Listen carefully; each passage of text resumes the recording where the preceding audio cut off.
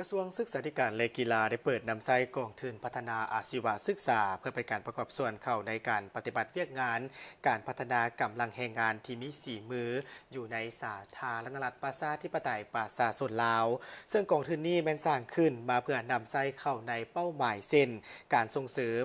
สถานอาชีวศึกษาในการจัดตั้งการเรียนการสอนส่งเสริมการฝึกอบรมและยกระดับครูวิชาชีพทางด้านวิชาเฉพาะของสถานอาชีวศึกษาและหัวหน่วยแห่งงานเพื่อเป็นการพัฒนาเวียกงานอาชีวศึกษาและฝึกอบรมวิชาชีพให้มีประสิทธิภาพและประสิทธิผลให้บรรลุตามเป้าหมายที่วางไว้ก็คือการพัฒนาเวียกงานอาชีวศึกษาและการฝึกอบรมวิชาชีพให้มีผลสำเร็จสูงขึ้นในวันที่ 7 เมษายน 2026 กรมอาชีวศึกษากระทรวงศึกษาธิการและกีฬาได้เปิดนำใช้กองทุนพัฒนาอาชีวศึกษา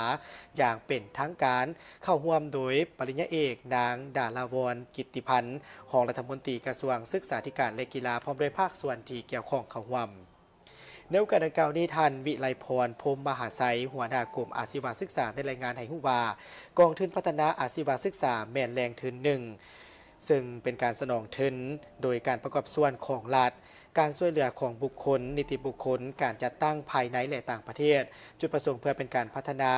ทักษะด้านการผลิตในการเฮ็ดเวียกกองทุนพัฒนาอาชีวศึกษาดังกล่าวแม้นมีความสำคัญหลายในการสร้างขึ้นเพื่อเป็นการนำใช้เข้าในเป้าหมายเช่นการส่งเสริมสถานอาชีวศึกษาในการจัดตั้งปฏิบัติการเรียนการสอนส่งเสริมการฝึกอบรมและยกระดับครูวิชาชีพด้านวิชาเฉพาะของสถานอาชีวศึกษาและหัวหน่วยแห่งงานสนับสนุนการฝึกอบรมวิชาชีพสำหรับผู้เรียนที่มีปัญหา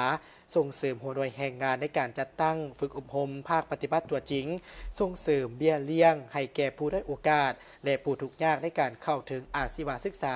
และฝึกอบรมวิชาชีพสนับสนุนการพัฒนาหัวคิดประดิษฐ์สร้างและนวัตกรรมในการบริหารและการคุ้มครองกองทุนพัฒนาอาชีวศึกษาดังนั้นเพื่อเหตุให้การจัดตั้งปฏิบัติเวียกงานดังกล่าวนี้มีความสอดคล้องกับเป้าหมายของการนำใช้กองทุนพัฒนาอาชีวศึกษาจำเป็นต้องได้มีการกำหนดนิติกรรมและระเบียบการในการจัดตั้งปฏิบัติอย่างเฉพาะและชัดเจนในการจัดตั้งปฏิบัติกองทุนนี้ซึ่งแม่นคู่ร่วมมือปฏิบัติกองทุนพัฒนาอาชีวศึกษาซึ่งปัจจุบันนี้คู่ร่วมมือดังกล่าวแม้นได้รับการอนุมัติเป็นที่เรียบร้อยแล้วจึงได้มีการเปิดตัวอย่างเป็นทางการเพื่อเป็นการจัดตั้งปฏิบัติตามจุดประสงค์เป้าหมายที่กำหนดไว้